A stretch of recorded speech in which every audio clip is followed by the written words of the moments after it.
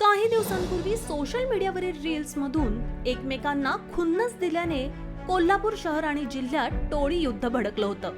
यातून 2 तरुणांचे खून झाल्याच्या घटना घडल्या होत्या. या घटनेला महिना उलटत नाही तोपर्यंत पूर्व वैमनस्यातून अजून एक हत्या झाल्याची घटना मंगळवारी घडली.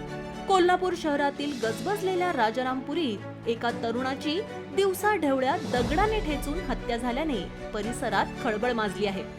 या प्रकरणाची नोंद राजारामपुरी पोलीस ठाण्यात करण्यात आली असून पोलीस पुढील तपास करत आहेत. याबाबत मिळालेल्या माहितीनुसार कनान नगर येथे राहणारा पंकज निवास भोसले वय वर्ष 30 असं हत्या झालेल्या युवकाचं नाव आहे. कोल्हापुरातील हत्या सत्रामुळे नागरिकांच्या मनात भीतीचं वातावरण निर्माण झालं. कोल्हापूर शहरातील अनेक पोलीस ठाण्यात पंकजवर गंभीर गुन्हे दाखल आहेत. पंकज याचा गणेश विक्रम काटे आणि निलेश विक्रम काटे यांच्याशी पूर्व वैमनस्यातून वाद झाला होता. या वादातूनच राजारामपुरी 13व्या गल्लीतील दीपा गॅस एजन्सी जवळ मंगळवारी काटे बंधू अमित गायकवाड आणि त्याच्या साथीदारांनी मिळून पंकजशी वाद घालण्यास सुरुवात केली. या वादाचं पर्यावसन हाणामारीत झालं आणि दगडाने ठेचून या चौघांनी पंकज भोसलेची हत्या केली असा संशय आहे.